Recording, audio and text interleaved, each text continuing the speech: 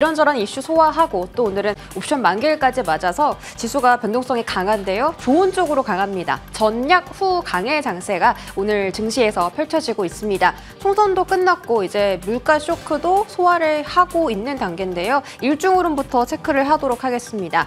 자, 오늘은 코스피 코스닥 모두 다 우상향입니다. 오늘 2661선, 2700포인트 정말 저 밑단에서 시작했다가 오후장에 플러스 전환하고 일중 고점 2714포인트 터치했습니다. 그 구간 여전히 잘 지켜주고 있고요. 코스닥도 일중 흐름 똑같습니다. 마이너스권에 들어갔다가 이제 겨우 플러스 쪽으로 강보합 쪽으로 고개를 드러내는 모습인데요. 847선부터 60포인트까지 약 한 13포인트 정도 지금 상승을 낙폭을 만회를 하고 있는 상황입니다. 자, 수급적으로 봤을 때는 오늘 외국인의 그 순매수세가 거래소에서 많이 들어오고 있고 지금 계속 단계별로 그 매수세가 확대되고 있습니다. 현재 구간 8천억 원 가까이 순매수 들어오는 상황. 오늘 전기전자 업종 그리고 자동차 쪽에 가장 많은 매수세를 쏟아내고 있습니다. 기관은 8천억 원대 매도고요. 코스닥 수급도 보겠습니다.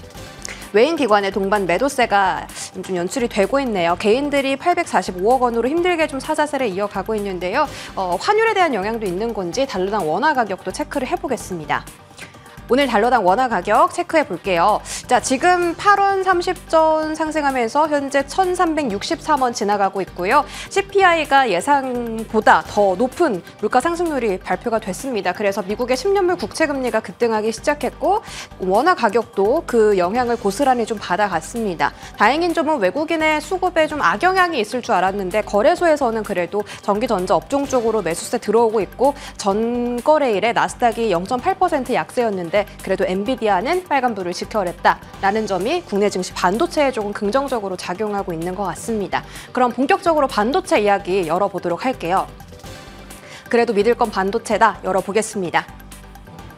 자, 한미반도체가 오늘 좋은 소식을 공개했습니다. 마이크론의 HBM 본딩 장비를 최초로 공급했다. 그 규모는 그렇게 생각보다 크지는 않은데 마이크론과 함께 이제 손을 잡았다라는 그 자체가 좀 의미적으로 다가오는 것 같습니다. HBM용 TC 본더를 SK 하이닉스에 이어서 이제는 마이크론에도 공급할 예정이고요. 계약을 체결을 했죠. 이 화면에 보시는 게 듀얼 TC 본더인데 그 TC 본더가 그 디램의 구멍을 뚫고서 이제 다른 반도체와 연결해주는 장비잖아요. 그런데 한미 반도체가 이 장비를 최초로 개발하고 나서 하이닉스, 그다음 마이크론, 그러니까 HBM에서 가장 점유율이 높은 두 회사에 이 장비를 공급을 하게 되는 겁니다. 거기다가 국내에서도 지금 업체들의 패키징 장비 수요가 높아지고 있다 보니까 결국 한미 반도체가 그 수혜의 끝자락에 있다라는 리포트가 있었고요. 특히 올해 HBM 본딩 장비 매출이 본격적으로 기여가 될 예정이라고 합니다. 그리고 마이크론하고 손을 잡았는데 마이크론도 이제 HBM 시장에서 점유율 계속 확대해 나가는 중이고요. 수요도 계속 높아질 예정인데 문제는 이제 한미 반도체가 그동안에 주가가 너무 많이 올랐잖아요. 그래서 좀 상승에 한계가 있는 것이 아닌가 이런 이야기들도 점점 많이 나오고 있습니다. 다음 화면 보겠습니다. AI 수요에 대한 의구심이 들 수 있겠는데 의구심은 남아있지만 여전히 수요 강세는 지속되고 있다라는 이야기가 NH투자증권 쪽에서 나왔고 다만 그 실적은 모두 다 괜찮을 거다. 하지만 지금 시장의 기대치가 너무 많이 높아져 있기 때문에 이 기대치를 충족할 수 있을지에 대해서는 변수다. 오늘 한미 반도체처럼 계속 새로운 수주, 새로운 재료, 모멘텀이 있어야만이 이 구간에서 레벨업이 가능한 것이지 지금 이 구간에서 그냥 유지되는 수준이라면 주가가 레벨업하기 힘들 수도 있다라는 그런 시각이 좀 제기가 되고 있습니다. 자, 그리고 오늘 또 급등하는 종목 있습니다. 이번 주 내내 3거래일 연속으로 급등 중인데 JMB입니다. 어떻게 이제 상승의 재료가 나왔냐면 삼성전자가 미국의 반도체 보조금을 받을 예정이잖아요. 다음 주 월요일 날 이 보조금의 액수가 공개가 됩니다. 근데 기존에 기대했던 것보다 2배 정도 그 보조금이 확대될 전망이라고 해요. 지금 TSMC가 64억 달러 정도 받아갔는데 삼성전자가 70억 달러를 받아가게 되면 TSMC보다 훨씬 더 많은 보조금을 가져가게 되고 그렇다면 미국에 또 재투자를 해야 되잖아요. 삼성전자 테일러 공장에 원래는 23조 투자하려고 했다가 지금 59조 2조 정도로 계획하고 있다고 합니다. 그런데 JMB가 지금 개발하고 있는 이 스태커 시스템이 이 삼성전자의 테일러 파운드리 공장 전용이라고 하거든요. 투자 계획서에도 그렇게 나와 있고요. 그래서 그런 투자금에 엮여서 이제 JMB가 최근 들어서 3거래일 연속 상승 중이고 거래량도 계단식으로 상승을 하고 있습니다. 자, 그리고 최근에 이제 상승 추세가 좀 강한 종목이 디아입니다. 이 종목도 역시나 검사 장비, 버닝 테스터 장비 만드는 업체고 삼성전자와 SK 하이닉스의 낸드용 버닝 테스터 장비 납품 독점적으로 하고 있고요. 이제 HBM에 이어서 CXL 쪽으로도 이 버닝 테스터 장비 수혜가 강하게 두드러질 수 있다라는 이야기가 나왔습니다. 디아의 좀 대항마라고 따져본다면 유니테스트라는 종목이 있겠고요. 앞으로 흐름도 체크해 보도록 할게요. 다음 한번 보겠습니다. 자, 유리기판 죽지 않았다. 가장 최근 들어서 핫하게 움직이는 테마가 유리기판 테마잖아요.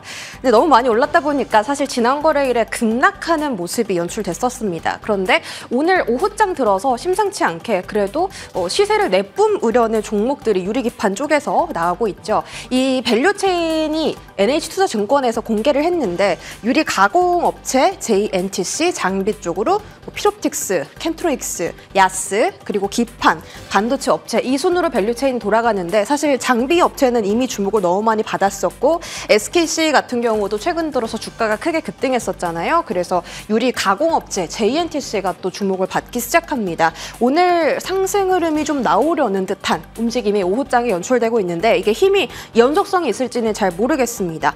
자, 그리고 지금 그로스 리서치에서 공개한 유리기판 수혜주인데 유리기판 테마는 3월 달부터 정말 많이 해드렸습니다. 그래서 종목들 한번 쭉 보시고 이제 아직 움직임이 나오지 않은 종목 안에서 가능성이 있는 캠트로닉스도 애프터에서 지난주에 소개를 해드렸었고 실제로 급등하는 흐름이 연출되기도 했었습니다. 이건 시가총액 순으로 이렇게 적어본 거고요. 사피엔 반도체는 지금 유리기판 테마와는 관련이 없는데 오늘 시세가 강해서 한 줄 넣어봤습니다. 마이크로 LED 기술 지금 가지고 있는 사피엔 반도체고 AR, MR 쪽으로 수혜를 받을 수 있는 가능성이 공개가 돼서 사피엔 반도체도 함께 넣어봤습니다. 반도체 장비주들 시세 한번 보실까요? 자, 앞서서 보신 것처럼 DI가 지금 두 자릿대 상승률로 가장 탄력이 좋고요. 테크윙도 마찬가지로 14%가량의 상승률을 보여주고 있습니다. 한미 반도체 7%, 레이저셀도 6.3%로 그 어닐링 장비 업체들도 최근에 좀 강한데 레이저셀도 다시 올라오려는 듯한 움직임이 좀 연출되고 있습니다. 한번 확인해 보시고 유리기판 테마도 한번 볼까요? 유리기판 관련주들 보시면 캠트로닉스 역시 8%로 오늘 시세 좀 강하게 나오고 있고요. KNJ도 다 유리기판 테마로 좀 새롭게 들어간다 이런 이야기가 있습니다. 삼성전자랑 함께 손을 잡고 개발한다라는 소식 5% 시세 나오는데 유리기판은 아직 그 양산까지는 한참 시간이 걸리고 지금 개발 단계라서 정말 그 꿈을 먹고 움직이는 기대감으로 움직이는 테마이기 때문에 투자에는 좀 유의하실 필요가 있다라는 점까지 챙겨드릴게요. 다음 화면 보겠습니다. 자, 어제 투표 다들 하셨나요? 22대 총선이 마무리가 됐는데 이 총선이 끝나고 나서 악영향을 받은 좀 울상인 테마들이 있습니다. 그 테마들 좀 볼 텐데 일단 첫 번째로 기업 밸류업 프로그램이겠죠. 윤석열 정부가 밀고 있던 프로그램인데 이제 야권이 압도적으로 압승을 하다 보니까 이 밸류업 프로그램에 기대감이 많이 후퇴했습니다. 증권가의 시선도 그렇게 좋지는 않고요. 정책 모멘텀 상실했다. 이게 개편 때 국회 통과할지 불투명하다. 왜냐면 여권이 밀던 그런 정책이었는데 그래서 지금 금융주, 보험주, 지주사주 등등등 PBR, 저PBR로 올라온 종목들이 영향을 많이 받았는데 사실 그래도 희망적으로 볼 건 이 하락세를 보였던 지주사들이 전부 다 하락분을 아침보다는 많이 만회를 했다라는 점입니다. 특히 두산 같은 경우는 떨어졌다가 다시 양봉 전환하면서 오히려 상승률을 기록하고 있기도 하고요. 삼성생명이나 삼성화재는 아직까지 극복을 못해서 파란색으로 좀 표시를 해봤습니다. 그리고 밸류에이션이 강한 자동차, 완성차 업체, 현대차, 기아는 오늘 또 외국인 수급과 함께 빨간불 켜내고 있는 상황이고요. 다음 화면 보시면 그 민주당이 미는 건 신재생 에너지고 이제 기존에 윤석열 정부가 밀던 건 원전이었죠. 그런데 이 총선 결과에 따라서 원전 관련주들이 조금 떨어지고 신재생 에너지가 집중받는 것이 아니냐라는 이야기도 나오고 있습니다. 민주당 총선 정책 공약 공약집에 친환경 재생 에너지 이야기가 있었고, 최근에 그런 종목들이 좀 급등한 뭐 KC 코트레, 뭐 그린케미칼 이런 종목들이 집중을 받았던 적도 있었죠. 두산 에너빌리티 같은 경우는 재생 에너지에도 엮일 수 있기 때문에 이건 흐름을 지켜보셔야 될 것 같고, 정말 이렇게 원자력주들이 떨어지고 또 다른 종목들이 수혜를 받는지는 아직은 흐름을 보셔야 될 것 같습니다. 테마주가 뭐 총선 이후에 떨어지는 건 당연한 수순이겠죠. 그래서 뭐 조국 대표, 전 대표 테마주, 이재명 의원 테마주 다 좀 급락이 나오는데 테마주들은 좀 유의가 필요하다라는 점까지 챙겨드리겠습니다. 여기까지 브리핑 전해드렸습니다.